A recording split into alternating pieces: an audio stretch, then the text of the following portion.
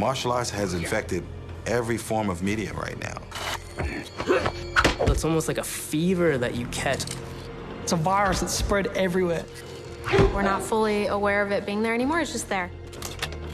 You know, you watch a commercial, you watch a soap opera, a music video, a kid show. So many video games, so many films. In music and dance. And it's a universal language. But everyone takes what they need from it. We've twisted it. We've remixed it. It truly has evolved tenfold. I would never have believed that Keanu Reeves would do Kung Fu, that a Kung Fu movie would win an Oscar. That just seemed impossible. Whoa.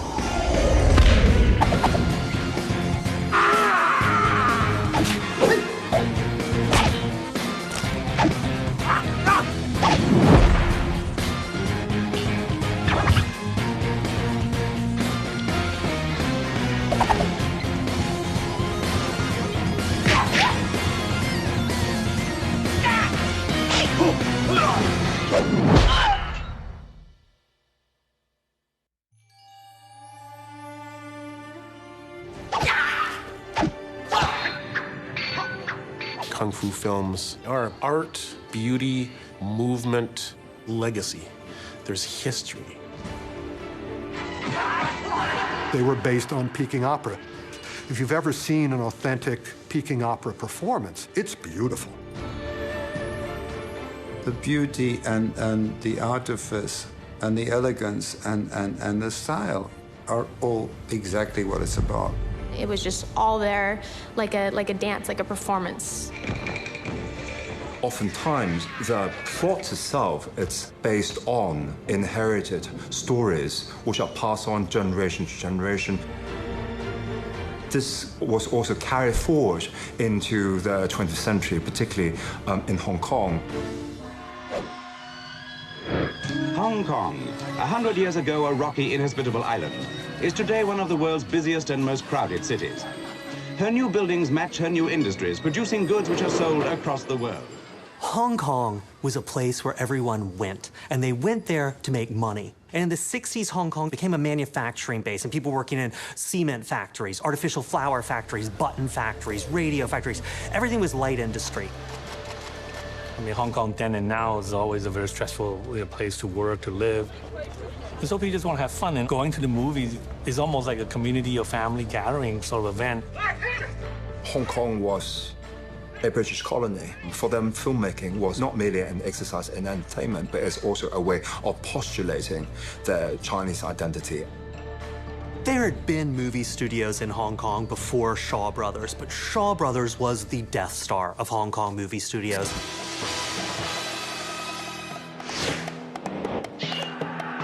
Run Run Shaw sits in this remote corner of the Commonwealth doing what Hollywood would love to be doing. Making a film every week of the year and a profit at the end of it. He controls the world's largest privately owned studio and cinema circuit and an annual income of £100 million. I can guess what the people want better than most of the other producers. They would make movies, and more of them. They would own their stars. They would own their actors. They would own their own fan magazines. They would own their own sound stages and composers and editors and cameras and lights and everything. It would all be done in-house. And what Shaw was making was what was popular. Adaptations of Chinese operas. Adaptations of classical works. There were a few spy movies. A lot of romance and musicals. Shaw Brothers decided at the end of the decade to move away from these graceful, fanciful movies and instead bring gritty realism and exciting combat. Kung Fu took the passion of opera and you combine it with the athleticism and the acrobatics of ballet. The Shaw Brothers, to me, it was like Cecil B. DeMille's Ten Commandments, that rich technicolor, and you could just escape. The Shaw Brothers had this way of everybody kind of understanding how the genre should look, feel, sound, how people should be performing. They just knew it all. They were all experts in it.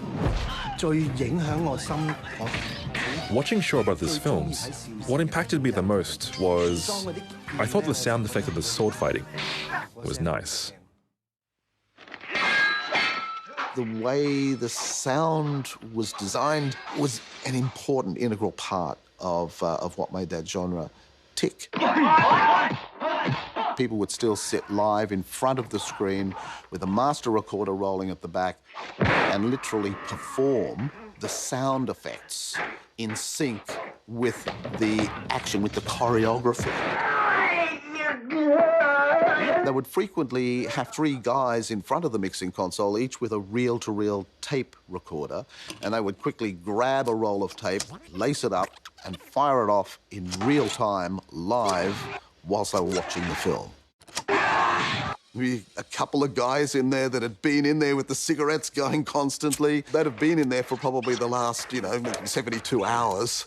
The mindset here was, you guys are in this room, you're not leaving this room until you finish this film, and by the way, there's 3 more coming in. Night shifts right after day shifts, and then day shifts again.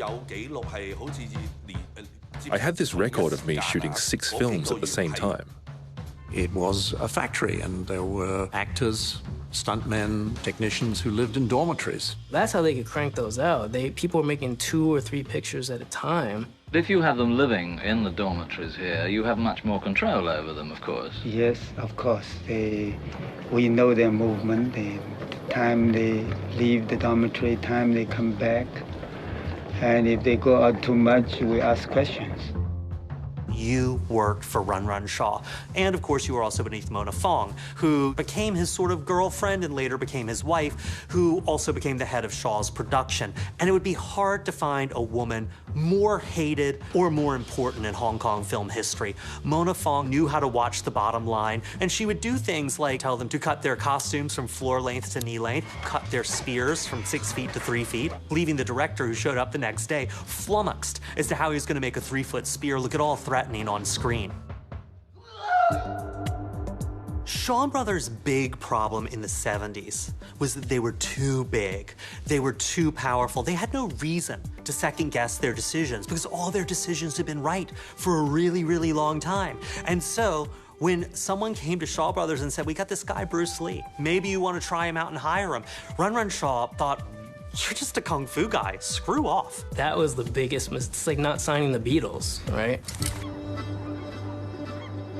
Hong Kong was extremely male-driven, and movies were originally made only for housewives. So they didn't want the housewives going and lusting after handsome guys, so all the women played the leading heroic characters. One of the first big on-screen heroines coming out of the late 60s was Chang Pei Pei, who was in King Hu's Come Drink With Me. When I come to Hong Kong, everything so strange to me. I decide to go into movies only because dance training. The dance make the fighting more feminine. She saw fighting as dancing, and you could clearly see it in the movie that fighting was dancing.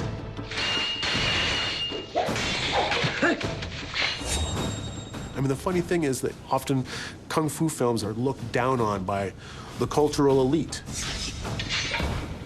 But this is the same thing as ballet. Gradually, it became like my own style.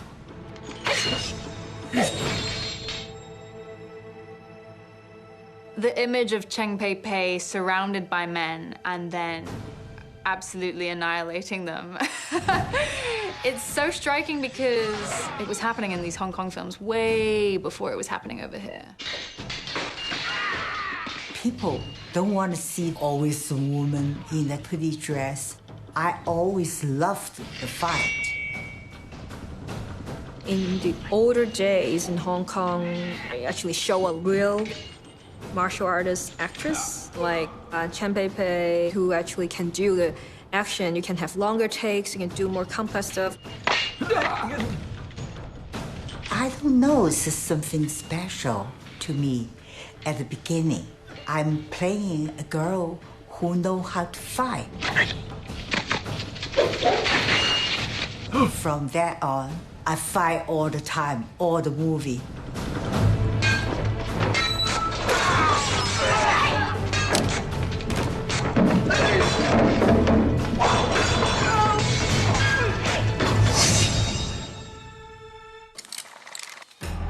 Three straight days of street rioting in the crowded Kowloon Peninsula of Hong Kong bring out scores of police.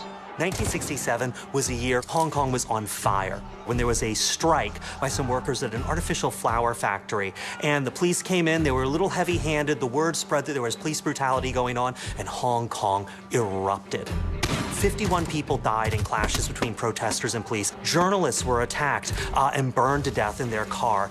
It was a crazy, crazy time. Police said the rioters' sole aim seemed to be an attack on any and all authority. The spirit of the movies that came out of this were about angry, young, pissed off people who had nothing left to lose. So they made One-Armed Swordsman, which is basically about a young man. His father is killed, and he's left with the only relic of his father is a broken sword. Director Chang Che could see that the classic Shaw Brothers sword movie had become kind of staid and pedestrian. We should try something different. We should have more blood. We should run a sword through somebody and then see it sticking out the other side.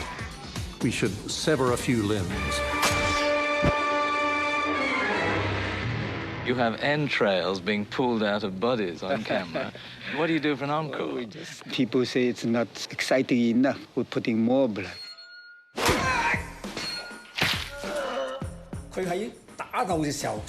And in his fight scenes, he shows the beauty of violence, especially when he uses slow motion when a character dies. Chang Che liked machismo. He didn't want to see women on screen. He wanted to go back to the old school male heroes, usually with their shirts off and their man boobs greased. He got rid of the yin gang, the women, and put in the yang gang, the manly, manly men who liked other manly men. He loved boys standing back to back and taking on all odds as their guts spill out on the floor. He loved bloodshed. Director Chang was quite a serious person. He would scold some of the crew, but he never did it to me. One-Armed Swordsman captured the tenor of the times. It was an angry young man standing up to authority with nothing but a broken sword in his fist. That imagery of the innocent fighting the oppressor, the poor versus the powerful. That instantly got a response at the box office that was fresh. So Jimmy Wong Yu had a brainstorm. He thought, well, if we fight with swords in these movies, why can't we do it with fists and use Kung Fu? And why can't we fight the people who really hacked me off, the Japanese? So he was allowed to develop a script and direct it, and he made The Chinese Boxer. And that started this enormous trend for Kung Fu movies. Everyone wanted to see young, pissed-off Chinese guys, but now they weren't fighting martial arts masters with swords, they were punching Japanese oppressors in the face with their fists. This was massive. It's the sheer physicality of Hong Kong cinema at its best. We've all been picked on, we've all wanted to beat up the bullies, and in a Kung Fu movie that can happen.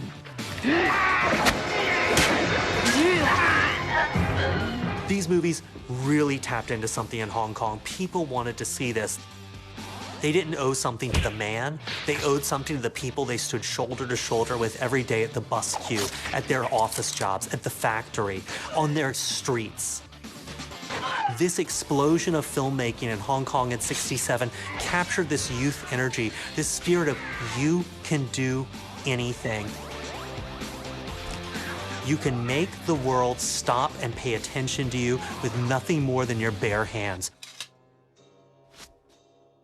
And that idea spread from Hong Kong. It electrified audiences in America.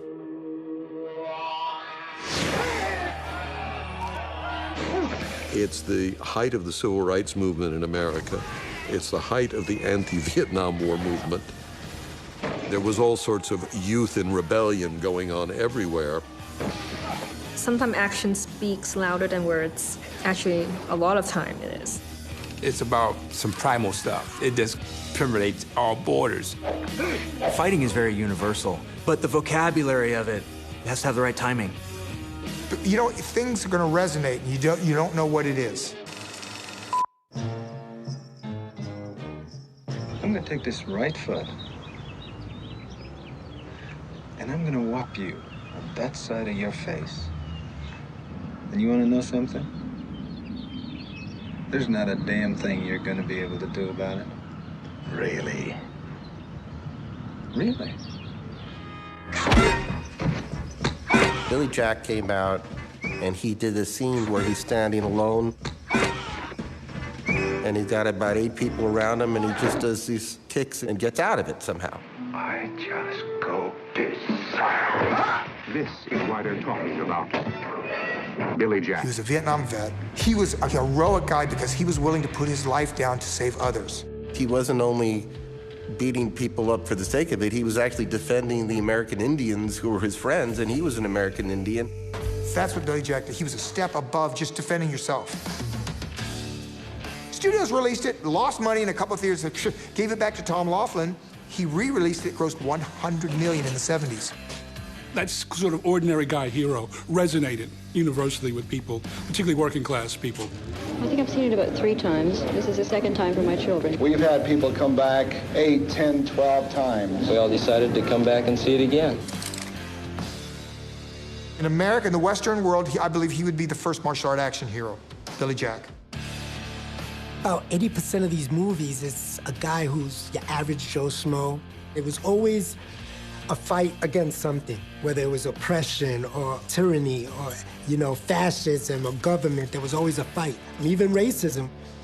But before the movies, we had Bruce Lee, of course. All of us like Bruce Lee. That was a big deal for us. When the real rock star of Kung Fu emerges, Bruce Lee, so many guys wanted to be that, man. Bruce Lee, I think, is the Kung Fu savant. Very early on, he knew what road he was going down. He was part English, part Jewish, and part Chinese. So when he was growing up, he was discriminated in Hong Kong from both sides. And when he got to America, he wanted to be the hero. And he was the first person to come to America and say, I want to create essentially the archetype, which is the Chinese Kung Fu master. He got his very first part as Kato in The Green Hornet. The Green Hornet started as a Batman spinoff. So you had the Green Hornet and Kato appearing on Batman, also helped bring martial arts and definitely Bruce Lee into homes in the US. As a kid, I was wondering why people were looking over our fence when my dad was working out with Uncle Bruce. They kept saying, Kato, Kato, Kato. They absolutely connected with that. Bruce Lee appeared on television, and I was like, whoa, I kind of like that. Every other little kid the next day was like, what just happened? How cool was that guy that just kicked the guy across the room? Who the hell was he? And a lot of people would imitating Bruce Lee moves on the street. Friends of mine started taking up martial arts as a result.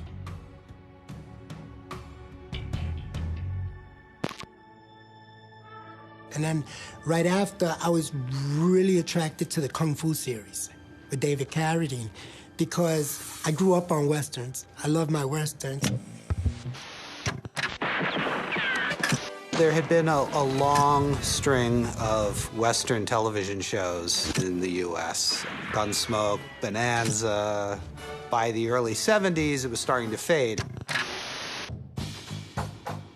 When Kung Fu first came on, it seemed like another Western show, but with kind of a unique spin. What we have to remember about the time is this is the counterculture. This is at the height of the Vietnam War. And so in many ways, doing a TV series about China was code for doing a TV series about Vietnam. The Asians are the peaceful ones. They're wearing kind of pajama clothes. And then you got the cowboys, and they're the stand-in for the U.S. military. Gentlemen, I'm going to bust your head. It was picking up a cult following, especially among young viewers. because you could watch it and feel like you were part of this kind of countercultural protest. I really don't think anybody, even myself, had any idea how big a thing it was. To see Kung Fu in a Western setting, to me that was like, whoa, I used to collect the Kung Fu trading cards and stuff like that. Before the TV show was on, who knew what Kung Fu was? But after that show... You have this explosion where everyone becomes interested in this Chinese or Asian culture, martial arts. I mean, David Carradine and those guys did a good job, I must say, but it just felt a little weird because, is this guy really Chinese? You know what I mean? Well, in Hollywood at the time, there was only one Eurasian Kung Fu master, right? There was just Bruce Lee. Bruce Lee faces a real dilemma. He's on the verge of stardom in the United States with a projected TV series on the horizon. And he had this idea to do sort of an Eastern Western Kung Fu kind of movie. How else can you justify all these punching and kicking and violence except in that period of the West? They were interested in talking to him about it and thought it was a great idea, but they also realized that his accent would keep them from putting him on screen. And then suddenly Warner Brothers comes out with a series that looks a lot like his series. Bruce Lee was crushed by this because he saw this as his big shot. Well, Bruce actually went to China because he didn't get that role. And he said to himself, well, if I can't get this part, what am I doing in Hollywood? They needed an actor who looked a little more Western and who sounded Western. When they interviewed David Carradine, the first audition, he was completely high and blew the audition. They still gave him a second audition. Now, I could do the David Carradine Asian accent. Talk very slowly. That's all he did. That was his accent. I must go to the mountain to meditate. Did you already know Kung Fu or Karate? Were you, I heard the word twice before. So, a drug-addled white guy who doesn't know any Kung Fu gets the part, whereas the Eurasian Kung Fu master, who's the most famous martial artist in the history of the universe, doesn't get the part. Hey, it's America, you know, where they would do those kind of things. It's amazing how America finds a way to put that old wine in a new bottle. Once World War II happens, Asian Americans are no longer allowed to have lead roles, even when they're casting Chinese character parts. For example, Fu Manchu or Charlie Chan. Hiding place discovered when wax figure suddenly developed telltale scars on back of... They cast white guys in yellow face. The yellow face era is underplayed. It's a really horrible part of Hollywood tradition. Growing up, watching TV or any other films, there was very little representation of Asians in a great light. You know, generally they're like the houseboy or somebody taking care of somebody, or Asian women are either very oversexed or they're dragon ladies or what have you, and then the guys are, gang members or what have you. When I started, I definitely tried to veer away from martial arts in that I was afraid. I was afraid that it was going to be stereotypical. But why is that a problem? There's nothing inherently wrong with an Asian character doing martial arts. It's just when an Asian character is reduced to nothing but martial arts. It's the idea of just wanting to be sort of three-dimensional and be heard. We just don't all just do Kung Fu, right? In the late 1960s, early 1970s, most film companies were going bankrupt around the world because of the advent of color television. But in Hong Kong, a group of executives, senior executives from Shaw Brothers, Raymond Chow, Leonard Ho, Peter Choi, decided that they had a different vision for where the film industry should be going. And their mantra was basically, if you make good films, people will come to see them. And so they left and they set up a little company called Golden Harvest. Golden Harvest knew the way Shaw Brothers didn't, that the future wasn't martial arts, the future was stars. We had a very small handful of actors that we were working with, the most important being a young American actor by the name of Bruce Lee. He was a ticked-off dude who knew he had something in him, but he couldn't get anyone to believe in him. He was perfectly positioned for Western expansion because he knew how to be a movie star.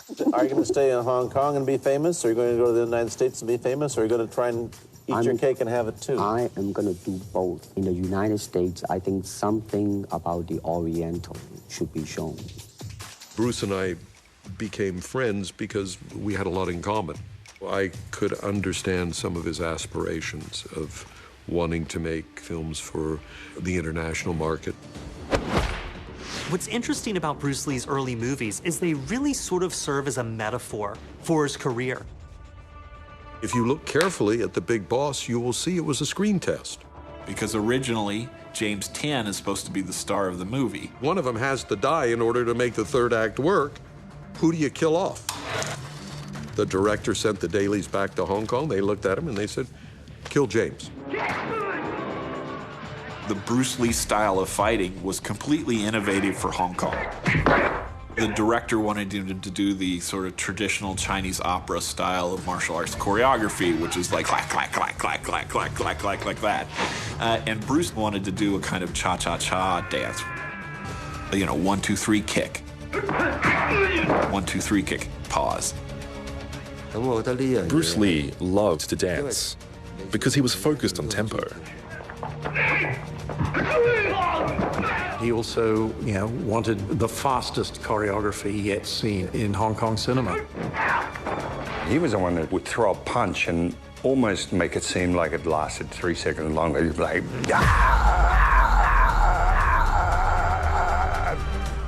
that was about the intent that I don't need a second punch. Everything is about finishing the fight. And the director hated it. He's like, I need to fill a whole movie. The script was only 3 pages long. He actually called up Raymond Chow, the director, and said, you need to fire this guy. And Bruce called up Raymond Chow and goes, you need to fire the director. And Bruce went on to become the star of that movie. The movie worked. Long story short, Big Boss comes out, smashes all the box office records in Hong Kong ever. Casual bystanders enjoy a lunch hour of controlled violence during a karate demonstration in Manhattan. These are experts, of course, so nobody winds up in the hospital. One thing that really ticked off Bruce Lee was that in the US, karate was big. Everyone wanted to take karate. Chinese Kung Fu, people are like, what is that? So Bruce Lee then made Fist of Fury about how Chinese Kung Fu can beat up any number of Japanese karate masters at any time. Fist of Fury represents the most nationalistic, anti-Japanese movie ever made in Hong Kong history. Because there are 2 scenes in that movie. Bruce Lee's walking past a plaque that said, no dogs or Chinamen. And he kicks the plaque off the wall, breaking it. When they showed that scene, people just start cheering, applauding. Hong Kong audiences went crazy. That scene had never been shown before in Hong Kong. That sign existed in America, except with no blacks and no Mexicans or whatever. People saw that as, oh yeah, I know that. The Bruce Lee and his tribe was the same as our tribe. I guess they just kind of associate the people that are on the screen like someone they knew. And the second, there's a scene when Bruce goes back into the dojo to challenge the Japanese, and there's a big Chinese calligraphy that says, sick men of Asia. And Bruce, he looks at the Japanese and says, That line caused audiences to roar and come off of their feet in Hong Kong. Because it struck a chord of Chinese nationalism. Not patriotism, but nationalism. Chinese people are not sick men. And Bruce and Raymond and everybody there were very quick to realize that there was an undercurrent. Our Hong Kong audiences were enjoying seeing the Chinese stand up to the ugly foreigners. It suggests if you have enough skill with your fists and your feet, you can overcome injustice. A strong, proud Chinese man who was going to punch his way out and get the respect he deserved, not by asking for it, but by taking it. Bruce Lee brought it to a world stage. He was speaking to the oppressed of the world in a way that he fucking meant it. There's no doubt about it.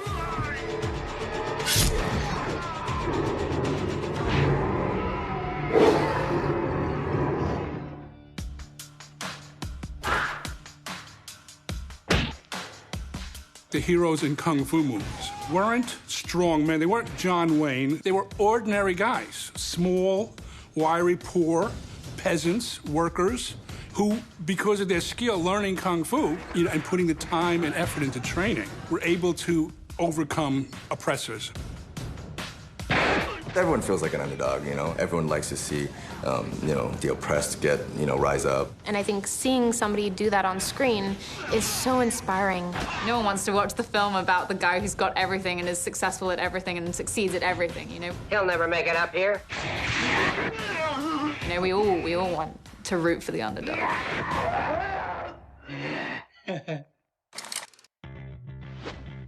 You had Bruce Lee doing the same thing. He was going to stand up to these forces that were trying to keep him down. After Fists of Fury, Bruce Lee is a full-fledged star. And he's like the Steve McQueen of Hong Kong. He wants to direct, write, and star in his own movie. So he makes Way of the Dragon. He calls up Chuck Norris and says, I want you to be the bad guy. And Chuck goes, which one of us gets to win? And Bruce says, I get to win, I'm the star. Way of the Dragon represents Bruce's happiest time as an artist because he was in control of every aspect of it. Uncle Bruce, one of the reasons why he decided to write and direct and produce his own projects also was he saw that the medium was a way of expressing his philosophy. Learn everything you can from everyone and everything you can. And then picking and choosing what fit best for him. The fight with Chuck Norris, that was really about watching a fight and seeing the strategy of the fighter change as the fight went on. The good guy's getting hammered, then he started to change his cadence and his footwork. I mean, suddenly the strategy changed. Now the whole pendulum tilts. That's interesting because now you have a story within the fight. It's how do I defeat adversity? I'm getting overcome. How can I change my strategy, my mindset, and everything else, my physicality, to now come out on top? Where he ends up beating, where he wouldn't have if he'd stayed the same strategy in the beginning, is the point. The fight scene is considered the classic martial art fight scene of all time. And I got a letter one time, a guy wrote, because there's a scene where I throw Bruce to the ground, and he grabs the hair on my chest. He says, did Bruce really pull the hair out of your chest? He said, if he did, you're really a stud. I grew up when the Bruce Lee movies were ridiculously badly edited, so the entire alleyway scene was missing. So Bruce Lee walks out into the alleyway and then walks straight back in, and I thought, oh, it's meant to be some joke. He's so fast, he can do it. Get him! In that scene, it's very believable that Bruce Lee is totally invincible, and I think we all want to be invincible, in our imagination at least. That movie cost $145,000 to produce. It's grossed over $60 million worldwide. We were very fortunate. We caught lightning in a bottle. Golden Harvest understood there was a world out there. But Shaw Brothers didn't care about the West. They poked their heads over there and didn't like what they saw. It was confusing. It was a very different market. But when Warner Brothers picked up their movie Five Fingers of Death and released it in the US, that was a huge hit.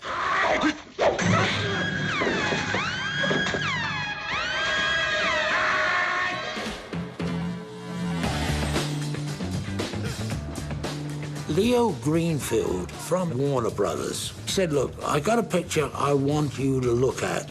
I'd like you to come across and screen it with me and tell me what your thoughts are on it. I turned around and said to him after it was finished, it is nothing but money. It had been picked up by Warner Brothers and distributed kind of almost as a test to see if there was a market for this kung fu stuff. There were big ads for it in the papers, a free screening that night. And it was a packed house. Nobody knew what to expect. In the first scene, an old martial artist leaps up in the air and kicks two opponents in the head at the same time, and the crowd just went nuts. And they would jump up in the air and exchange blows in midair. Everyone was just sort of dazzled by it. It was more intense fighting than we'd seen, hand-to-hand fighting than we'd seen in the movie before. The fight was the raison d'etre for the film, and the intensity of it. They were hooked. They sat there. They were, they wanted to see what would happen next.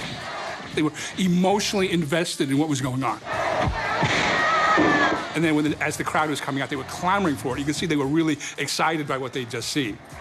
And they wanted anything to get their hands on, posters, buttons, stickers. Everybody was telling everybody to go see that movie. The first martial art movie I saw was Five Fingers of Death. Five Fingers of Death? Five Fingers of Death. Five Fingers of Death? Five Fingers of Death. And I was too damn young to be in that movie, and it freaked me out a little bit because they were pulling eyeballs out. You know how many times I watched that movie? A million times, right? No one had ever really seen anything like it. Its success was so, huge for Warner Brothers. It instantly launched all these smaller independent distributors into a mad scramble. And there were quite a few in the hopper. I think they had them waiting to get the next movie they could dub into English. It looks easy. Trim out the fat a little bit and release in grindhouse theaters all over the States. I would pick up an average of 6 or 7 of these a year. We would find that they had adopted famous American soundtracks from famous American songs and dropped them in the picture. I can remember buying, in a short period of time, 4 pictures that had the Shaft soundtrack in it.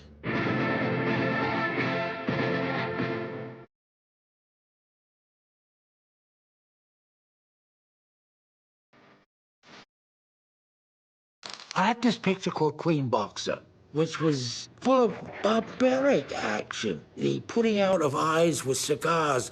So I wanted to design a campaign that had a palm of a hand out here and 2 large eyes and blood dripping down. But what do I do with this female character? And instead of Subgum Chow Mein, let's make her Judy Lee. Give them advertising. It's like a 2x4 across the bridge of the nose. And that was very important to me because at one particular time, I controlled a lot of theaters on 42nd Street, the greatest film market in the world in those days. You had 42nd Street between 7th and 8th, and it was all lined with theaters.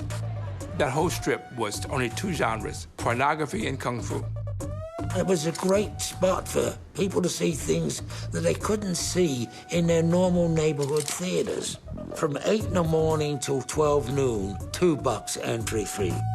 See 3, 4 movies back to back. In real slimy theaters, but it was total pure fun. Once you plunk down to watch a movie, those feet are not leaving where they are. They're stuck to the floor with old Coca-Cola.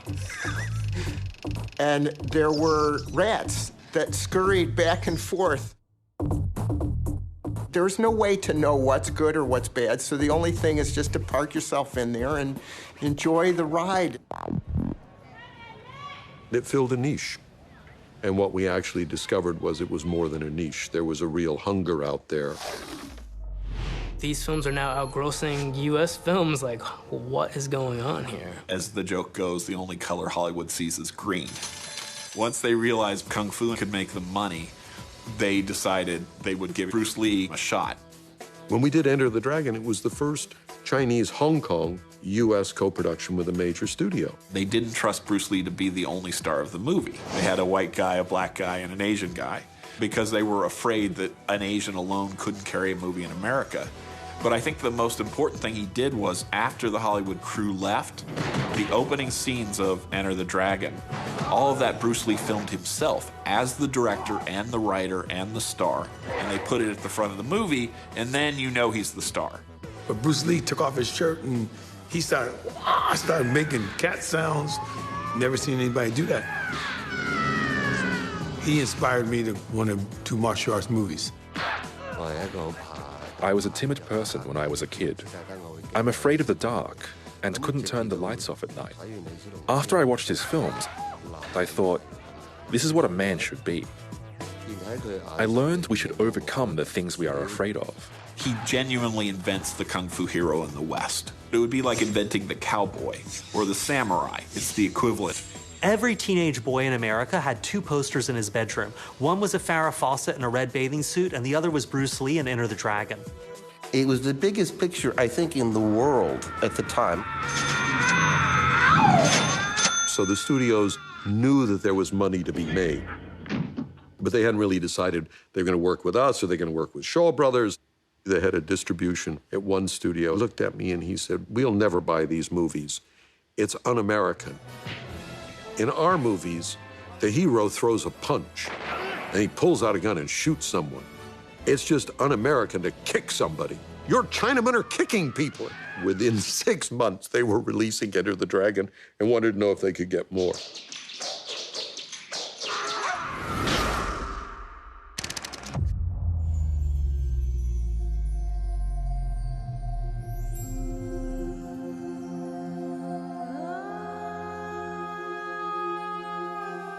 When you talk to people in Hong Kong of a certain age, just like people in the States all remember where they were when JFK was shot, everyone remembers where they were when they heard that Bruce Lee died. In Hong Kong, 50,000 people fill the streets. In America, Enter the Dragon, of course, is released a month later. That's when he becomes a superstar. So what's interesting about Bruce Lee is he's the only icon of the 20th century who died young, whose fame was entirely posthumous. He died, and he got stuck in time. There was a blank slate. Bruce Lee was just this character on film, and his life could be essentially reinvented for his fans. You can learn from his strengths and then be your own self. If he lasts for another 100 or 1,000 years, it means he's a religion of Kung Fu to an extent. I said, empty your mind. Be formless, shapeless, like water. Now, water can flow or it can crash. Be water, my friend. Like that, you see? The late Bruce Lee must rank as the greatest martial artist of modern times. After Bruce Lee died, it was the height of the Kung Fu boom. And suddenly Golden Harvest had lost their moneymaker. Hollywood had lost their moneymaker. Hong Kong's like, what are we gonna do now? Here's the 7 o'clock news. Bruce Lee, the world-famous film star, died last night of a sudden heart attack. He was rushed to the hospital in a coma. Hey, that looks like, you know, Bruce Lee. I heard they brought him in. And so what they decided the most respectful, meaningful, and classy thing to do? Your name is Bruce Lee, too. Yes, sir. Would be to find a bunch of people who kind of sort of looked like Bruce Lee and get them to make sounds and do martial arts like Bruce Lee. And they changed his name to Bruce Lai. Bruce Le. Bruce Lung. Bruce Lee. Or Bruce Tai. You had Korean Bruce Lee impersonators, African-American Bruce Lee impersonators. They were coming out of the woodworks, and their movies were made fast and cheap and crappy. And then it becomes this kind of whole Bruceploitation tradition. There are over 50 of these movies. A veritable popping zits worth of movies just flooding the market like a tidal wave of crap. Nevertheless, the distributors counted on audience confusion to fill up the box office coffers. When I was growing up, my father used to put out children pictures in Manhattan and surrounding boroughs. The house was on a mortgage, and so my father was saying, we really need to come up with a good gimmick to make something. Bruce Lee was the greatest thing I ever saw. Let's look into getting the Green Hornet, which was a TV show he was on. I said, can we take the series and edit it into a movie? He said, a great idea, but I don't think we can get the rights as he's a big star. Sure enough, my father flew to California and he got the rights because 20th Century Fox thought that the TV series was not successful. And they sent us 22 reels. I knew how to use the reel-to-reel and do all these things at like 8, 9, 10 years old because my parents were all in the movie business. We had a basement where we edited pictures. So I picked the 3 episodes, I cut them together, and then my father said, it's okay, we need to add more things. Added some sound effects, some other things. Bruce Lee is heading for more thrills and danger than ever before. Bruce Lee is back. My father had gotten on 42nd Street at one theater to start. There was a line around the block. And so I went and I said, this can't be for the Green Hornet, can it? He said, I don't think so. It was people standing in the aisles, screaming, cheering. Thanks for the editorial. And it was one of the most exciting things that ever happened. Everyone was perplexed by the success of it, but not me and my father. My father believed in me, and he made it happen. He had 2 phones in his ears. He's like, you want Bruce Lee? We got the Green Hornet. And it was a very exciting time. The Bruceploitation movies are where you find a lot of awes, from awe-inspiring to awful. Bruce was working on Game of Death when he dies. He'd filmed like 30 minutes of it. After telling Bruce Lee's widow that he would take care of her and that he respected Bruce, Raymond Chow at Golden Harvest took Bruce Lee's footage he shot for Game of Death. They edited, unfortunately, down to about 7 minutes. And then they had to come up with some script to surround it, and they totally tossed out Bruce's idea and came up with their own. Raymond Chow hired a poor Korean guy that he renamed Tong Lung and used him wearing a paper Bruce Lee mask in some scenes to fill out the movie to discover who killed Bruce Lee. So you got in here, finally. Before and after. In the scenes made after he died, doesn't look at all like Bruce Lee. It kind of reminds me of the Plan 9 from Outer Space, in which they got somebody who didn't look at all like Bela Lugosi to play his part after he died. You have to wonder how the Lee family felt watching someone pretend to be dead Bruce Lee on screen in such an inexpert and clumsy, ham-handed fashion. Right side by side with the real thing itself. Watching it makes you uncomfortable, particularly since they cut scenes from Bruce's own funeral and put it in there. So they got pretty close to the line. The amazing thing about watching Game of Death is it's a bad kung fu movie up until the moment Bruce Lee steps on screen and you get to see his film. And it reminds you what it is when you see somebody who's a genius. Since it had footage with Bruce Lee in it, it was a huge hit and made a lot of money, but I mean, it reeks of disrespect and grave robbing. I was involved in about 6 Bruce Lee pictures. 3 of them actually had the real Bruce Lee in them, including Fist of Fear, Touch of Death. I had footage of Bruce at a very young age. I think it was less than 40 minutes of footage. So I had to get 90. So I had to build a picture around it.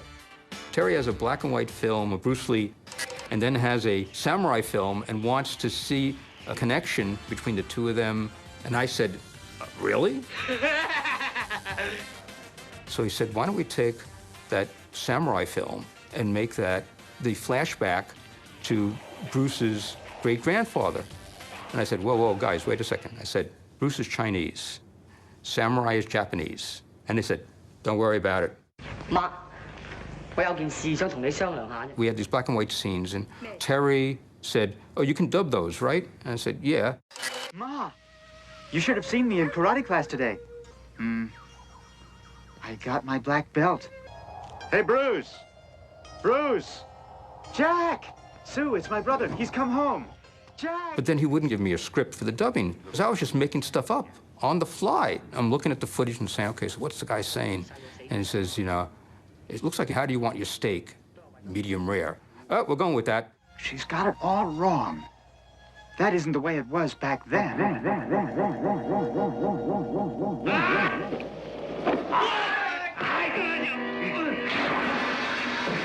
Fist of Fear, Touch of Death was an enormous financial success for us. And I totally understand that some people may feel, you know, that this is totally dissing Bruce Lee and his legend. It was never my intention to go and trash the guy.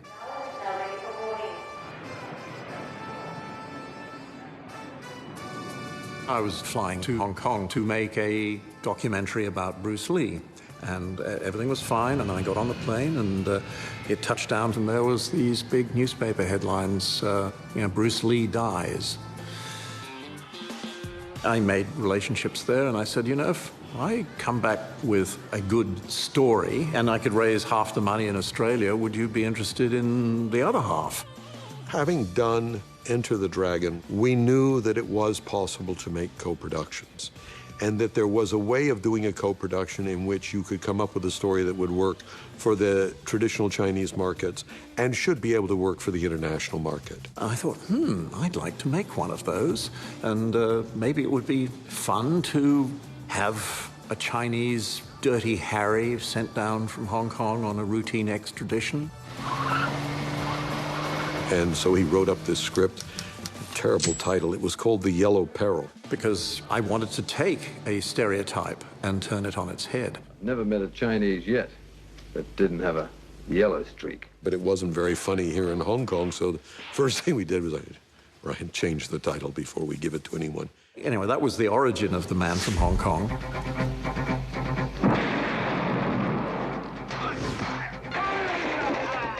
Jimmy Wong Yu is the man from Hong Kong.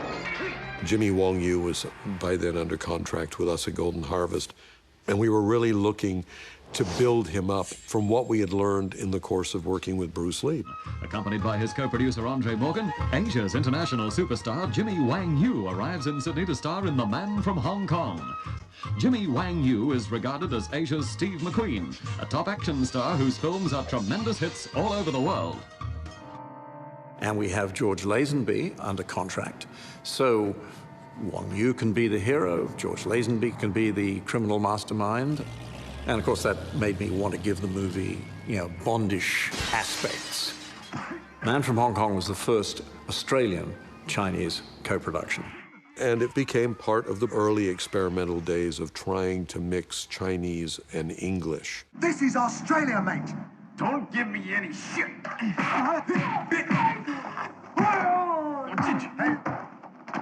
Golden Harvest Studios saw Sammo Hung was a rising star. He was to be the fight choreographer, and he looked different. He was fat, but it's all muscle. You actually hit that stomach and you hurt your fist. There's Sammo being taken to the Red Desert in the middle of Australia. He doesn't speak a word of English, and none of us speak a word of Chinese. The next stage on our tour is Ayers Rock, the most famous rock formation in Australia, if not the world. Naturally, that's where a drug dealer would go to exchange drugs 1,500 miles into the Australian desert. If you're trying to run away from being busted for drugs, do you run into the desert or do you run up a 900-foot rock? I think you should run up a 900-foot rock, really. Sammo and I were able to communicate with sign language and mock punches and so forth. So that is how we basically choreographed the fight on Ayers Rock. Who sent you? Yeah, and I love you too. I wanted the fights to be down and dirty, street fighting with Kung Fu. Prior to the R rating, you couldn't kick anyone in the balls. No. That was just not a gentlemanly thing to do. To hell with that. I'm going to put as many groin kicks as I possibly can into the fight scenes. And the infamous squirrel grip. It played in Hong Kong, but it didn't do the business that they'd hoped. It didn't work in America because 20th Century Fox bought the movie and purposely put it on the shelf to protect another movie they had that was about hang gliding. And we had hang gliding in Man from Hong Kong, so they shelved it. They didn't want it released in America.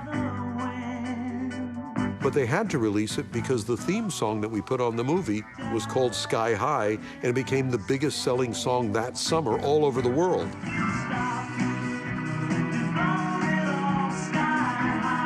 We made as much money off of the song as we made off of the movie. There was no way the movie could work for any market because it was neither fish nor fowl. You either make an American international movie in English or you make a Chinese movie and stop trying to mix the two. It doesn't work. But those Golden Harvest movies resonated with certain communities, like the African-American communities, because it represented this kind of fight the power, fight the man spirit.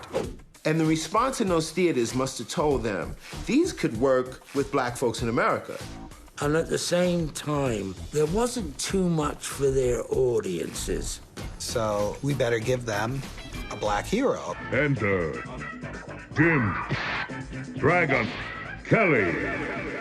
Jim Kelly was someone that I looked up to very highly. He was a high-level martial artist. It breaks my heart because he was so hurt by what the industry had done. He never got paid what he was due. It's top priority. So am I. Once I saw him in Enter the Dragon, I mean, he was the measure for all African-American young males that wanted to get into cinema. At that point, we realized that it could be done.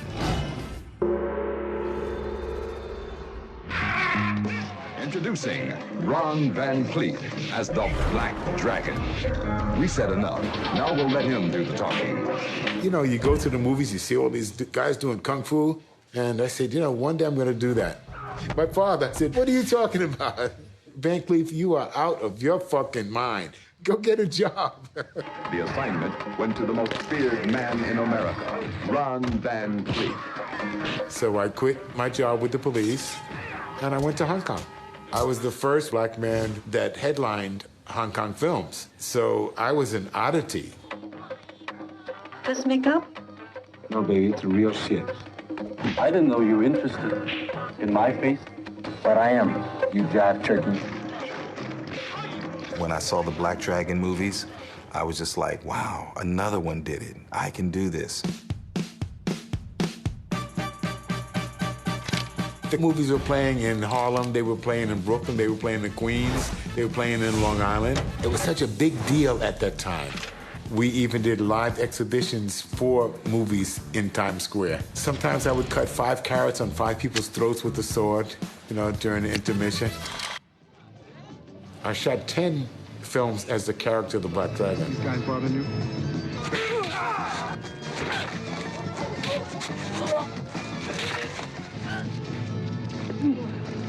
How can I ever repay you? I'm sure Ron has some ideas of his own. You have a string of movies where people of color are the heroes. None of that jumping around and flying through the air, because this is the real shit. You have all these black guys, cool, fighting the man and being the hero in the end of the movie. What you wanted for little mama? I ain't your mama. They look good, too. They were, you know, cinema ready. The Soul Sisters answer to James Bond. You had the clothes, the looks, the hairstyles. As black people, we could go to a film and see a reflection of us on screen. So there was something up on the screen other than Joe Whitehead. Gonna spit me up? I was forged in their image. Those were my heroes. That's what I wanted to become.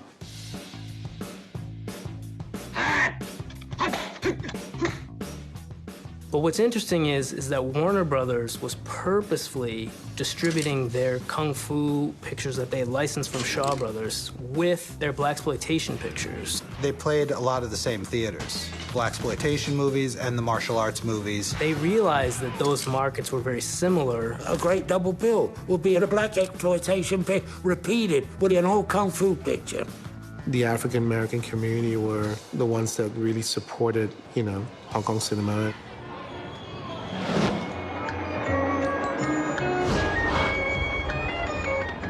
Well, pal, this South China seaport is not exactly like Brooklyn. So parallel to New York City, in 70s Hong Kong, people were really poor. You went to the theater to escape for an hour and a half. Shaw Brothers created a dream world of ancient China. The public want changes, and we will have to inject new ideas. And throughout the 70s, they really had the tenor of the times. Lau Kar-leung, who had started out as a martial arts choreographer, he wound up directing movies for them that are considered, rightly so, some of the greatest martial arts movies ever made. Bruce Lee gave the world the idea of Kung Fu, and it was really Lau Kar-leung who took on board this idea and ran with it. Lau Kar-leung said, we should make Kung Fu films the way people actually practice Kung Fu. It's like Eagle Claw versus Tiger versus Panther in Lau Kar-leung pictures, where guys are doing 30 to 40 moves in one shot. So when I'm watching a Shaw Brother film, what I like to do is count how long that scene plays out for until they cut. You go 1, 2, 3, 4, 5, 6. The longer you count until that cut, you realize how incredible it is to pull that off. There's a fight that moves into an alley that gets progressively narrower, and he's using a different style of martial arts. At this range, I'll use my elbows. For each exchange, as they move from walls that are 12 feet apart, I call this the wire style, to 8 feet apart, to 6 feet apart, to just a couple of feet apart. He's able to fit the style to the action on screen and the story. I really believe that a film is always about the exchange of energy between the person in front of the camera and the audience. The great thing that they do is find the angles that work. As a cinematographer, that's an astonishing challenge because I don't know what the hell they're doing. I don't know. How is this superhero type of dude and this girl doing that fast? That was amazing to watch. When Lau Kar-leung wanted to sell the speed, he wanted to sell the power, the impact, and he became concerned with having the audience feel it.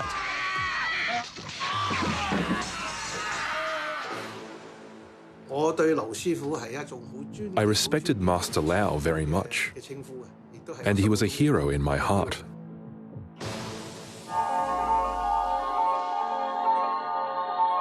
One of the more outlandish, Peking opera-esque Lau Kar-leung movies was Dirty Ho. The title invariably makes people giggle, but Ho is the guy's name. Okay. Dirty Ho is like almost like the ultimate example of like how complex and amazing you can get.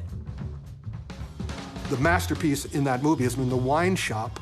The great Wang Long Wai is serving him different wines that are named not only for their vessel, Dragon Tiger wine, but also for the Kung Fu style, which the two then attack and defend themselves with in a way that no one else in the White House knows it's going on.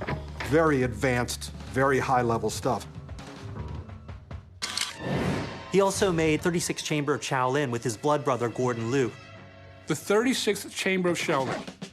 Classic, one of the best Kung Fu movies ever made. Because it's about a hot-headed young kid who has to go into hiding to the Shaolin temple, and he decides to learn Shaolin Kung Fu. Master, teach me Kung Fu. He works his way through all chambers, 1 through 35. Every stage, he needs to overcome a different challenge. There was one is using his head against the sandbag.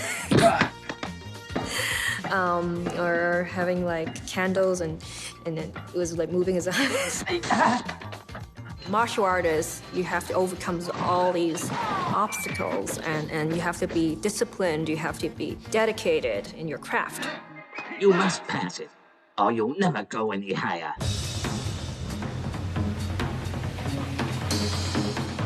When you see Rocky doing a training montage, when you see the 80s training montages coming out of this, it finds its original DNA in 36 Chambers of Shaolin. I mean, you see him learning what he needs to learn, and you see him use it at the end. It's fascinating to watch this, as slowly this person trains and goes from being a hot-headed brat to a focused, intense individual who's almost selfless in a way because he's learned that there's something larger than himself, which is Kung Fu.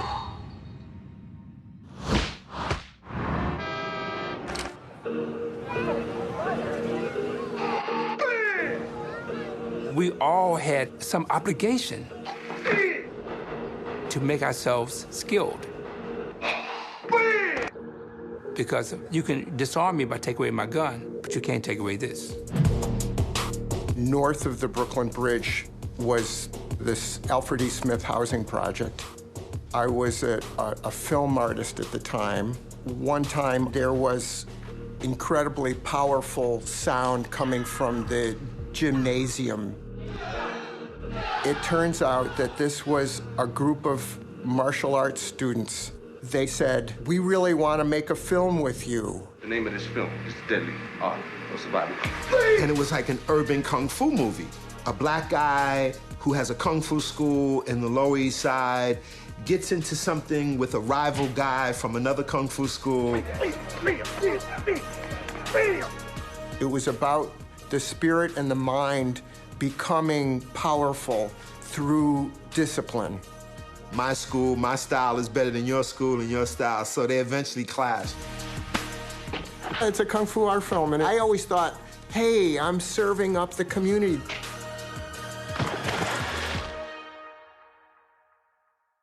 Any politician you know ever done anything worthwhile for this area? No. Nobody wants to fix these buildings? Promise, and they ain't doing nothing. Well, in that time, the Bronx was barren wasteland. Landlords used to pay gang members to torch the buildings for insurance money. In the middle of all this, you had the birth of hip-hop, you know, which gave us a chance to raise our hand and say, hey, look at me, I exist, and I got talent, I could do something. Kids who lived in urban ghetto areas that would become a part of this movement called hip-hop, we all went to see these Kung Fu movies. Chinese Super Ninja, 5 Deadly Venoms, Shaolin Challenges the Ninja, 10 Tigers of Canton. Everybody watched Kung Fu cinema. MCs, DJs, no one could tell me that they didn't see them, because they did. 42nd Street, I hung out all day long, every day, in one theater, out the next. I was there every Sunday. There were people that were really funny in those movie theaters that said things at the right time, and the whole theater would die laughing. You dummy, he's over there. Like, you better duck. Sometimes films would mess up. Sometimes the audio would get crazy, but you hear strange things like, Yo, I didn't come here to watch no curtains. I came here to watch a motherfucker get his ass beat. And a lot of times we would clown with each other, just bugging out off the fighting, choreography. You're gonna watch it 4 times. Now, in the first round, you watch the feet. I'm gonna watch the hands. And you watch the throws, and I watch this. And we took turns isolating the movements so we could get these techniques. A lot of these guys that were breaking were heavily into martial art films. 7 Grandmasters, my favorite. I based my whole career on 7 Grandmasters. My good name depends on this. I'll oblige you. What we saw on the screen was the very essence of hip-hop battling. Come on, then. Why are you waiting? Right! One breakdance crew challenging another breakdance crew from another part of town. The power of style to defeat your enemy. But it does have that kind of like face-off thing. My style is better than your style was really where that all came from. There was a recognition that the other person was their superior grandmaster. You know, we know we're not grandmasters, but that's the whole innocent fantasy about it. It was a recognition of respect. And what is more hip-hop than that?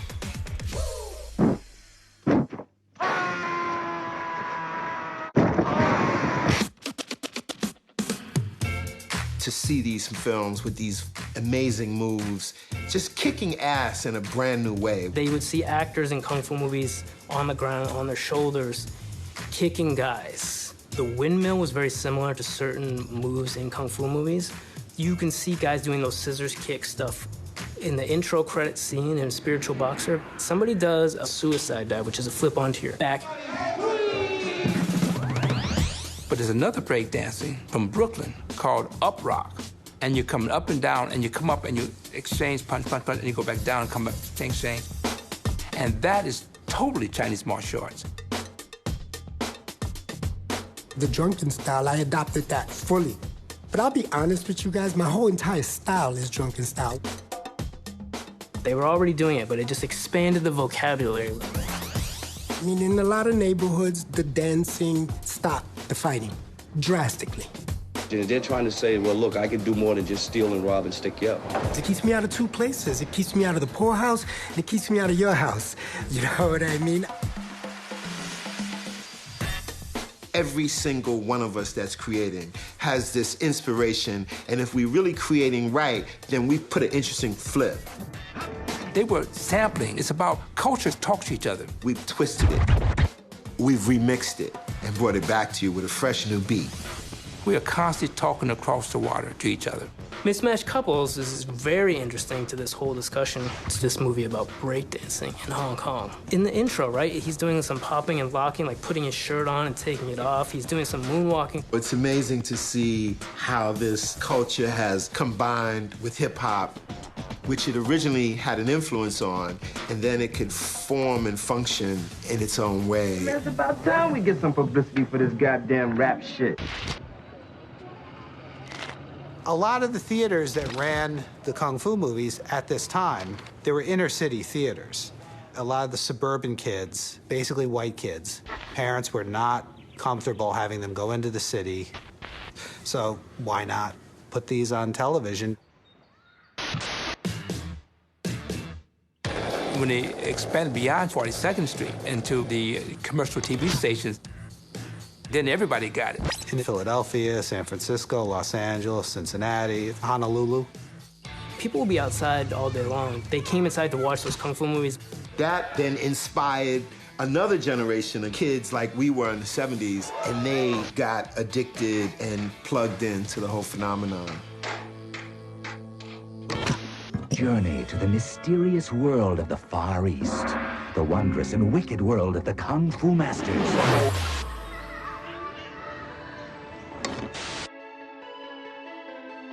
I discovered my love of these films on television.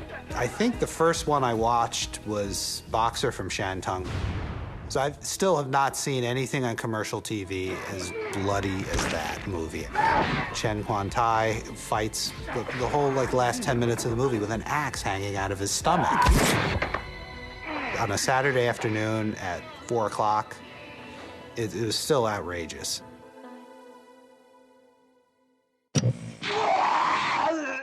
The reasons why they were good for kids, because they basically show that if you're disciplined and you're prepared to study, there isn't anything that you can't achieve, which we know basically is nonsense.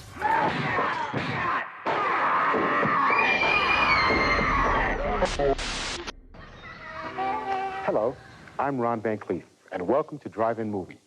The Chinatown Kid is today's feature starring Alexander Fusheng. Now they're aiming for him. They were English export. They were being done in Hong Kong, so you have a lot of English accents being dubbed.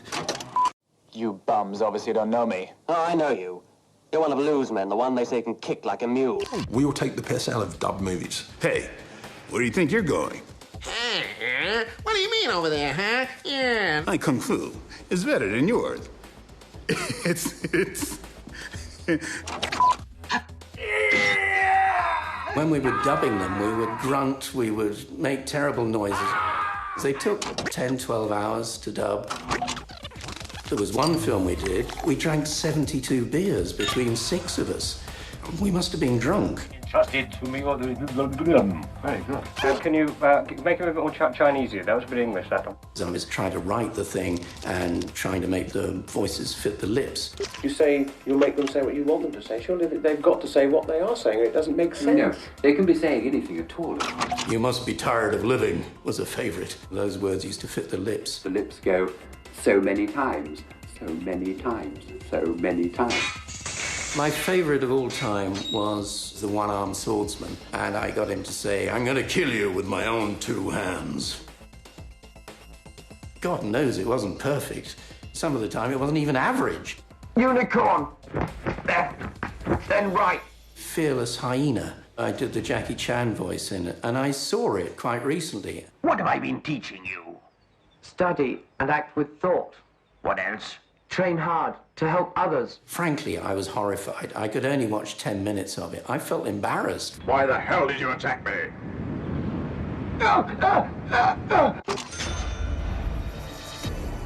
As the 70s became the 80s and the Hong Kong economy was booming, Shaw missed the bus again. Someone came to Shaw Brothers with this guy, Jackie Chan. Do you want this guy? He's really funny, he's really popular. Shaw said no thanks.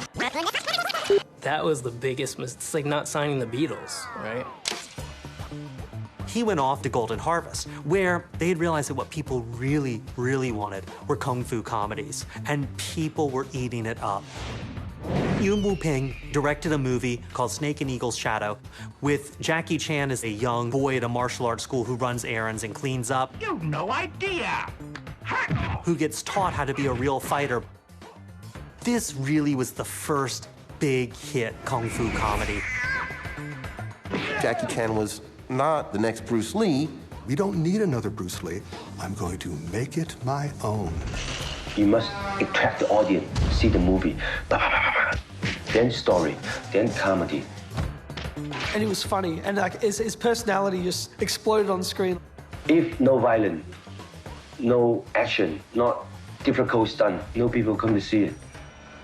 Jackie Chan always said he was inspired by Buster Keaton, with all his stunts, which inspired him to do the comedy action that he's doing. Roll and action! You want the audiences to see someone fall 40 feet with nothing to catch them at the bottom. The stunt is my life. Movie is my life. The joke was always we didn't have money for special effects. We had to be the special effect. How do you appeal to the world? Well, you make yourself the fall guy. I'm not crazy. That's genius. And you look at what Jackie Chan did with space. Hello. Doing an entire sequence in a wide shot so you can see it's all them.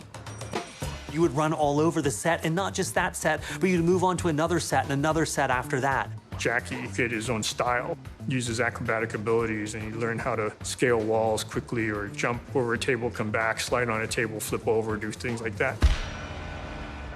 Which, to me, is the precursor to parkour.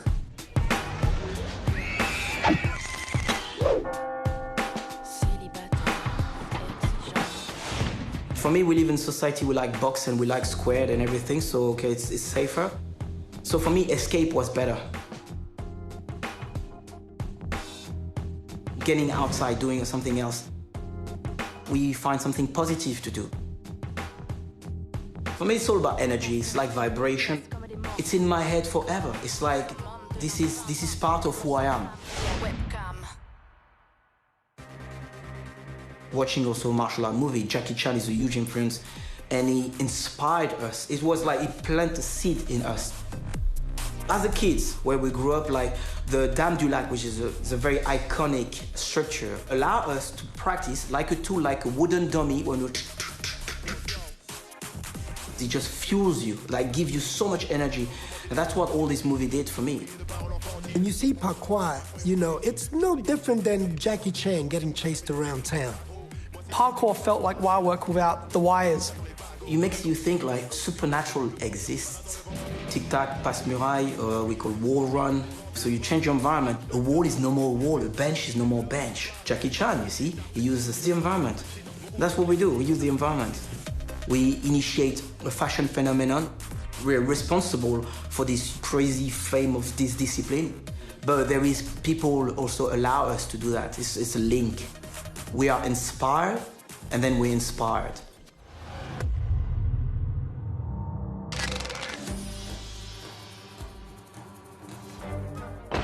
In the 80s, Hong Kong movies started moving into the modern times with people like Jackie Chan and Sammo Hung, except their stars now were white-collar workers. The plot was irrelevant. It was all about how are we going to get from this acrobatic scene to this comedy scene, all with kung fu. Those guys would start bringing this idea of, well, a stuntman also needs to know falls, jumps, how to go through a window or a wall. You hope to show the audience something new in every film.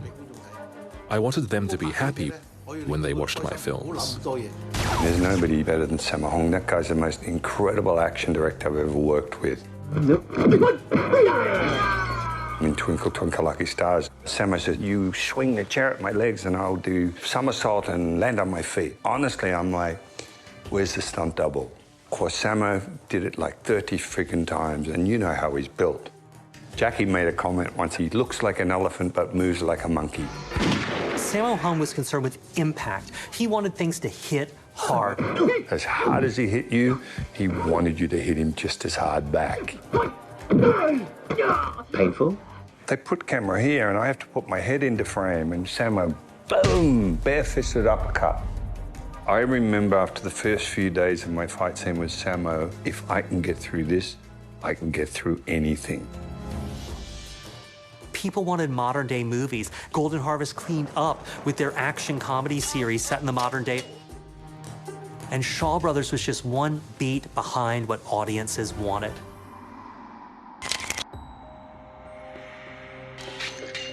And so slowly Shaw faded and faded, till eventually Shaw Brothers died in 1986, when basically television production took over the Clearwater Bay sound stages.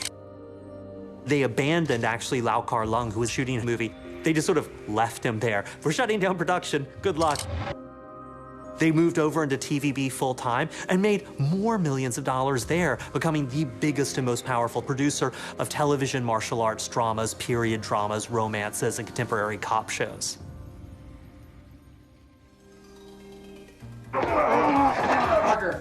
One thing Golden Harvest understood in a way that Shaw Brothers didn't is that you had to constantly have fresh faces. Go overseas, hold auditions, and see what was out there. In karate, I'm number one. And Kentucky Fried Chicken is number one in chicken. It's got the taste that... I was 5-time karate world champion. The editor of Inside Kung Fu magazine said, hey, there's a Chinese company here. They're in Los Angeles and they're auditioning. They're looking for the next Bruce Lee. I did some fighting, I did self-defense, I did some weapons, and Corey Yun says, I want the girl. My first movie was Yes, Madam in Hong Kong, and I was like, what do I do? I never shot a film before. Stay away! Good, we're all killer! Nothing was in English. I didn't know what I was saying. I remember just going, Yithing, humma, humma, humma, humma, humma, humma. And they go, cut, that's good. And I was like, no, I said humma, humma, humma, humma, humma. They said, doesn't matter. Corey Yun was such an innovator to take a chance with 2 women. Let's see how good you ladies are. Final fight with her and Michelle Yao together, side by side, is just mind-blowing. Their internal power emanates out of them through the lens to you in the audience. And it's like, yeah.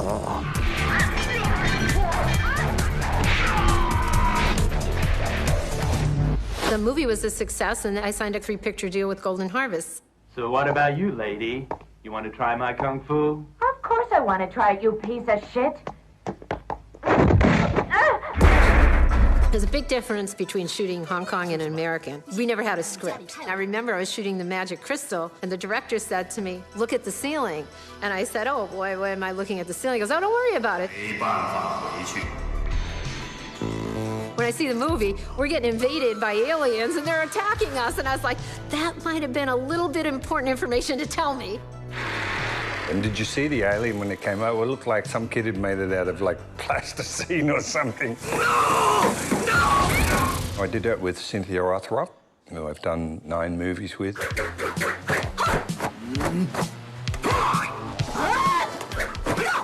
And I always tell people, you know, it doesn't matter how good you are. If you're with a partner that isn't good, you're not going to look good. If you did a movie then and you weren't a good fighter, that was not going to sell because people could tell if you could fight or not. The fight has highs and lows. It has nouns and verbs and adverbs and adjectives. That's what's important in a fight scene.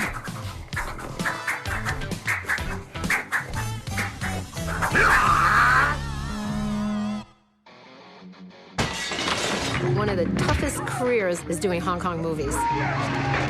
You get hurt. Hong Kong action is grueling. There's a stunt in a movie, it's called Pantyhose Hero, where you see Sammo Hung get hit by a car and you see his body move in ways a body shouldn't move. And I'm like, oh, how long did you go to the hospital for? Oh, I didn't go.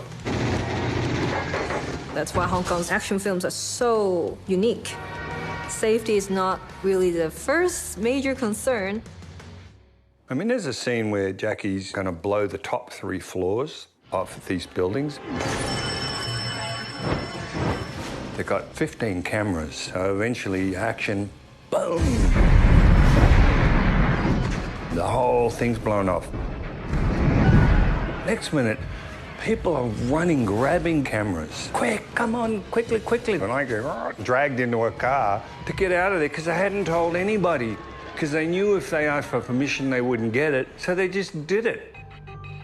Stunt coordinator is such a tough job. So on this scene, crazy guys, they wanted to kidnap the girl, and they just grabbed the kid's hair, and then the car back off.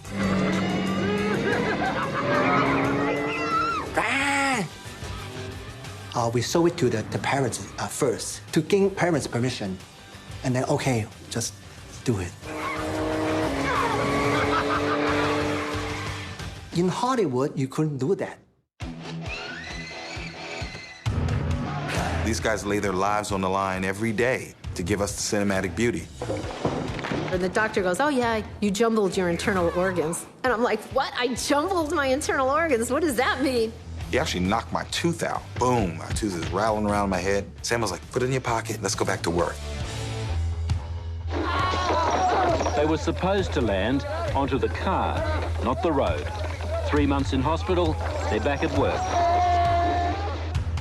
You know, in a Hong Kong movie, if the action director says he's going to set fire to you and throw you down the stairs, you've got to roll with it. So I have to fall off from the flyover and then land on the moving truck and then bounce off to the moving van. I stay on the flyover 7 nights, every single night, to try to fall in love with this stunt. It was so dangerous and so tough.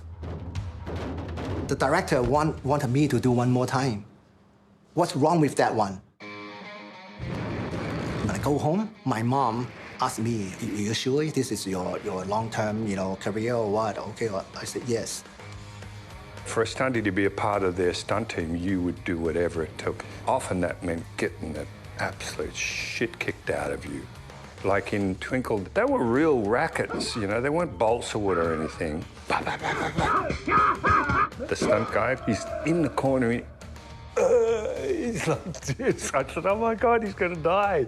You don't have a mark on you. Let's make it worthwhile. And yes, madam, Corey Yun kept saying, hit him harder, hit him harder. And the guys go, no, don't hit me harder, it hurts. Madam, I think it's had enough for now. When I went and did my first American picture, they're like, don't hit so hard. This is in Hong Kong.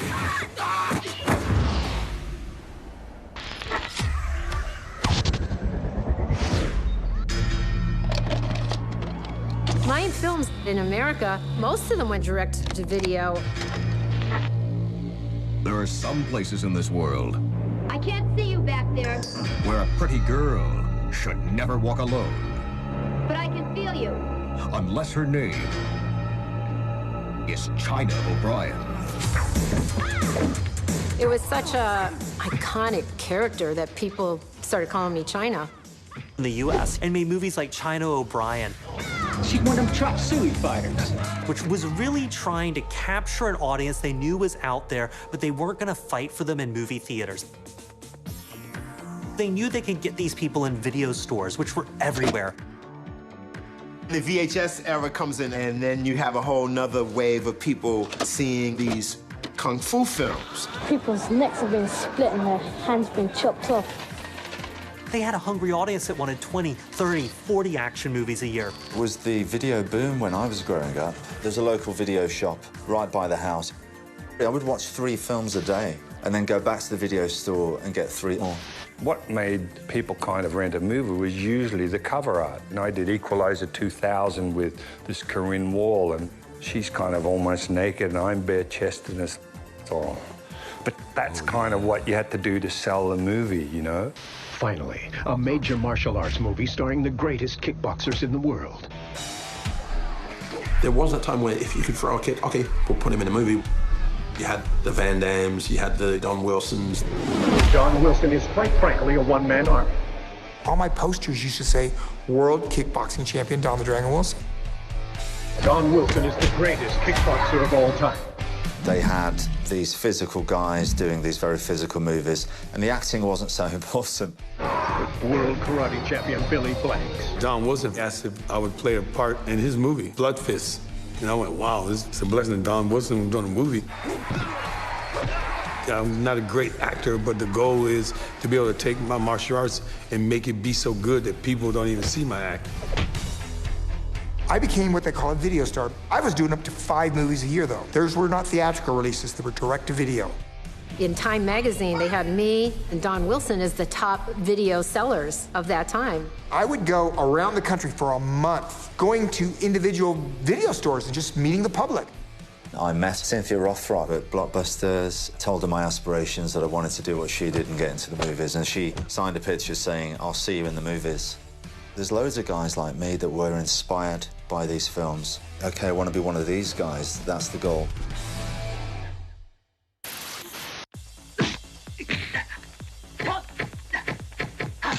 With the inception of VHS, now we had the power When we were trying to learn how to make these films, we would watch fight scenes frame by frame. Slowly fast forward to that spot. Pause, rewind, go slow. Which causes the tape to kind of degrade after a while. A film like Wheels on Meals, for example, okay, so it's over Jackie's shoulder and the shot changes at this point. This was individuals controlling their entertainment for the first time. What's happening in Los Angeles that brings thousands of people to the hottest training center in the country? Here's a hint. And Jane Fonda was the top aerobic instructor at the time. Her studio where she was teaching was probably 2 miles from my house. So I would go down and look in the window and watch her teach classes, right? Hi, I'm Billy Blanks, coming to you with your first Taebo workout. So then I started taking kung fu moves, calisthenic moves, boxing. I started blending it all together. And then I decided I'm gonna come up with something called Taebo. Join the millions of people all over the world and become part of the Taebo fitness revolution. It became the most popular video in the world. It sold more videos than the movie Titanic. It sold over 115 million copies. How you guys feel? Or Taebo Gold, a workout specifically designed for the exercise needs of men and women over 40. The circumstances are unique. The agreement is unique. It is right that we should feel a sense of history, of pride, and of confidence in the future. The mid-90s are an interesting time in Hong Kong because of the upcoming handover to mainland China. The infrastructure in the Hong Kong film business had changed. Things were slowly moving to the mainland, and the Hong Kong film industry really was a hit or miss at that time. Hong Kong was making close to 300 movies a year. This is from a city with fewer than 9 million people. It is a scale of overproduction that is hard to comprehend. By '99, when the Asian economic crisis hit, Hong Kong suddenly dropped to making fewer than 50 movies per year. People were out of work everywhere. There was a transitional period where filmmakers got a bit lost in the action cinema. They didn't know where to go. And then you have a flood of these Hong Kong performers and directors coming into the US. The people that I had grown up with in the Hong Kong film industry were now coming over to join the Hollywood film industry. Executives or agents that were trying to quickly catch up, like, oh, how do we make sense of this? Like, okay, who are these guys? Like, they obviously have market appeal. They were in a fishbowl of sorts where everyone's sort of finding them fascinating, but at the same time, not really understanding why they were good, what they could do. Then Wu Yuping came in and changed the game. I know Kung Fu. Show me. When the Wachowskis went to Yuen Woo-ping, they said, we want you to choreograph the action. And I said, okay, well, but I need to train the actors for like 3 to 6 months. The challenge is how we can make these people look as though they know they are born with the skills. And what happened? Everybody loves those fight scenes. There's a reason that they love them. If you want Hong Kong style action, the actors gotta do it themselves. The Matrix made Kung Fu look cool. It was the ultimate 90s movie, and it was infused with the spirit of Hong Kong film. One of the things that we love about Hong Kong action is the way that they shoot fight scenes with long takes and wider angles. But they also do this wire work. Everybody has a superhuman and supernatural grace. After Matrix came out, and he's going, do you know how to do this wire work stuff? It's like, yeah, well, I tried talking to you about that 5, 6, 7 years ago, but you didn't want to do it. It helped permeate the idea that Hong Kong visual sense was really important in cutting-edge technology in film. And that was the moment in America where Hong Kong movies became cool. You know, nobody in that audience going, what does he mean by Kung Fu? It's super pop culture in your face. Everyone knows it.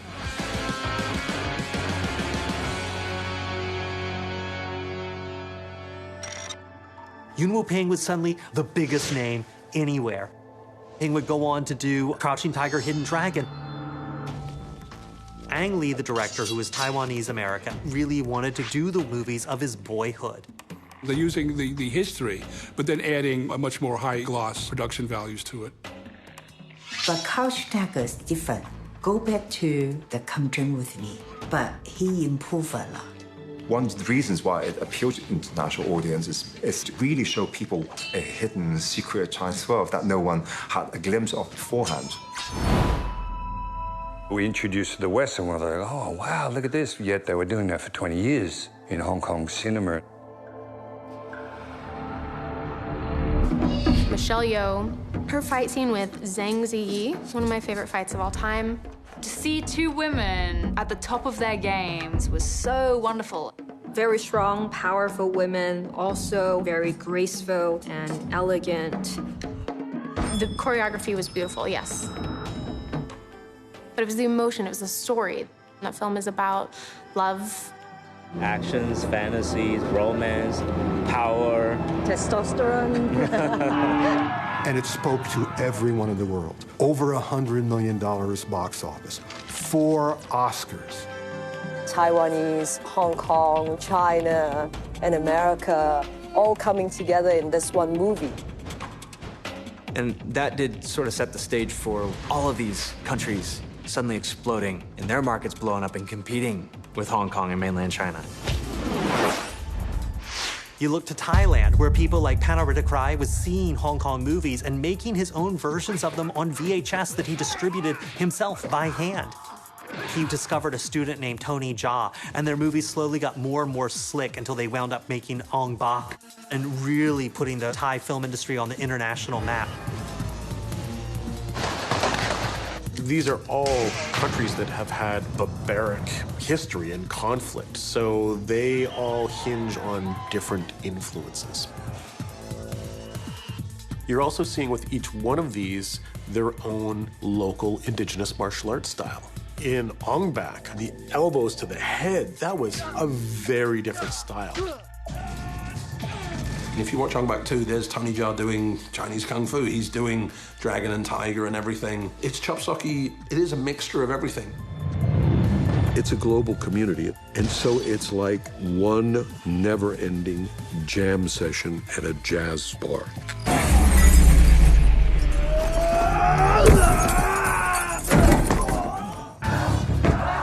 Wherever you consider your stuntmen expendable, that's where the next big trend in action is going to come from. Things moved to Indonesia, where The Raid came out. That was where they could do it because they could do it cheap and fast and with no one looking over their shoulder.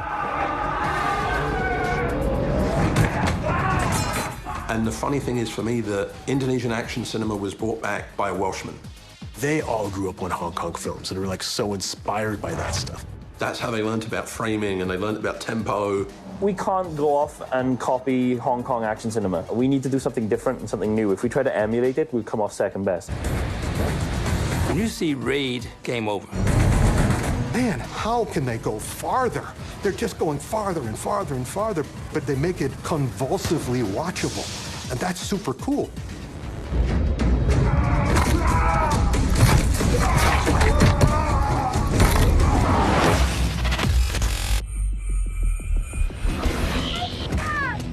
One place that action filmmaking still has this visceral street-level feeling, you'll find it on YouTube.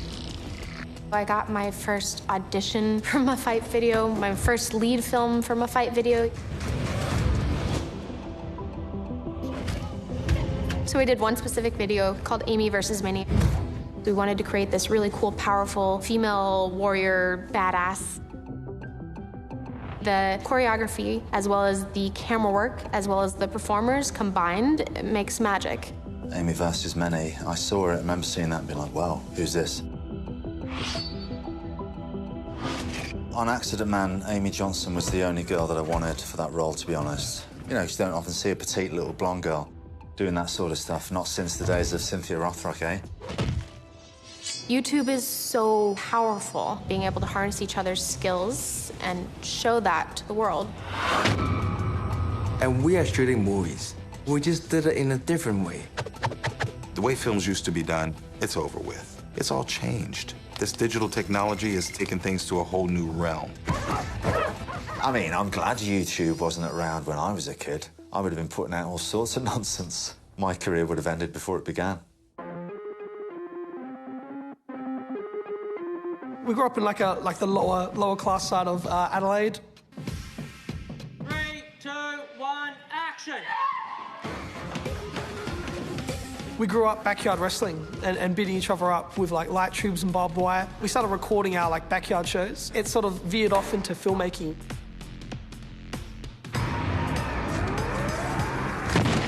We were the kids that your parents didn't let you hang out with. We started doing our own stuff for like Facebook, and that's when it blew up and started to go viral straight away. And then the YouTube just blew up, and now it's like our jobs.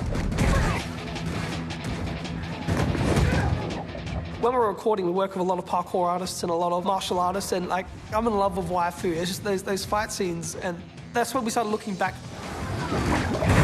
With every fight scene in Raka Raka, there's different styles and stuff, so we delved a lot into those original Shaw Brother films. It was the first time they used the camera as a character. Like, you felt like you were inside those fights.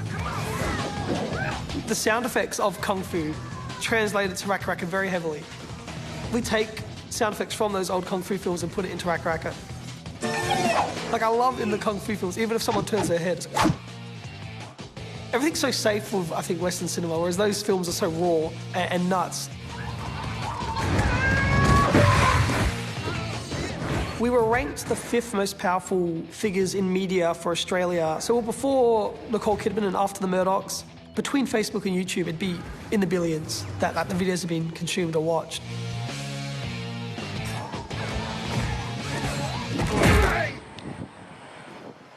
You alright? Awesome. I'm sorry, man. Well, why did you hit me? You've been hitting us all day, man. That was a pole!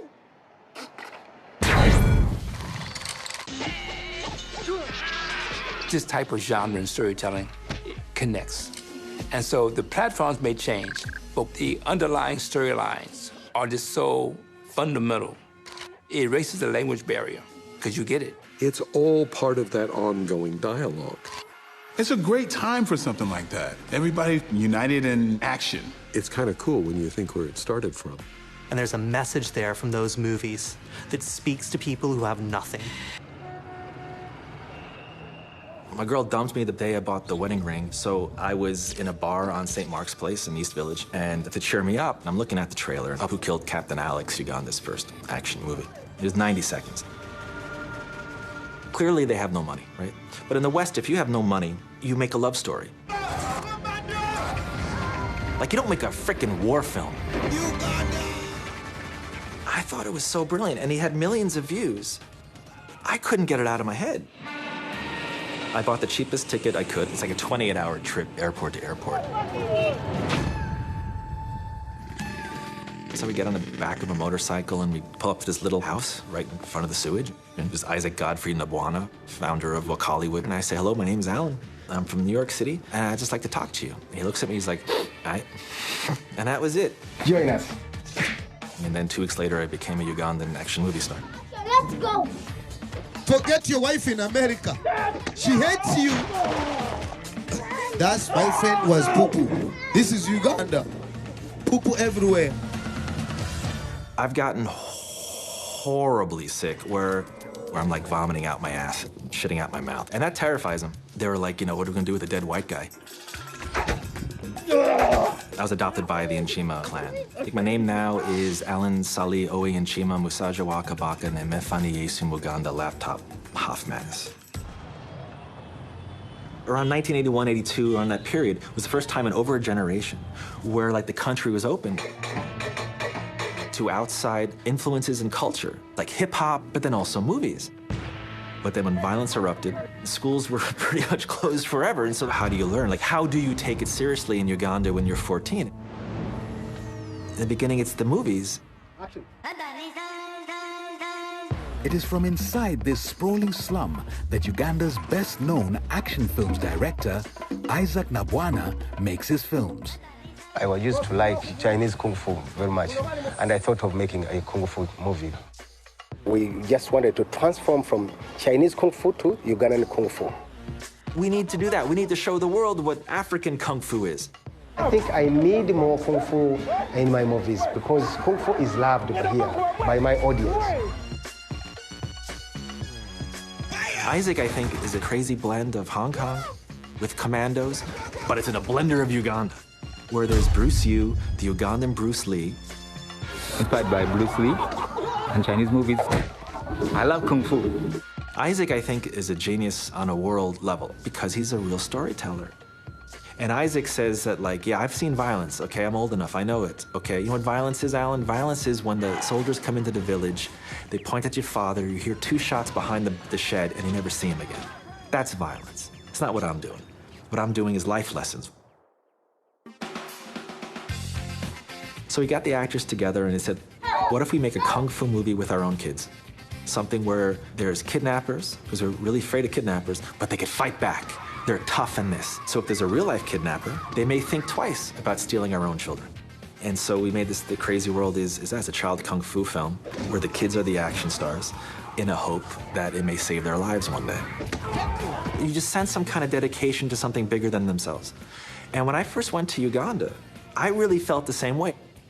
I'm convinced that there's going to be some kid in a village in northern India who's going to see a kung fu film from a village in Africa, and in 2 seconds understand the conditions those films were made.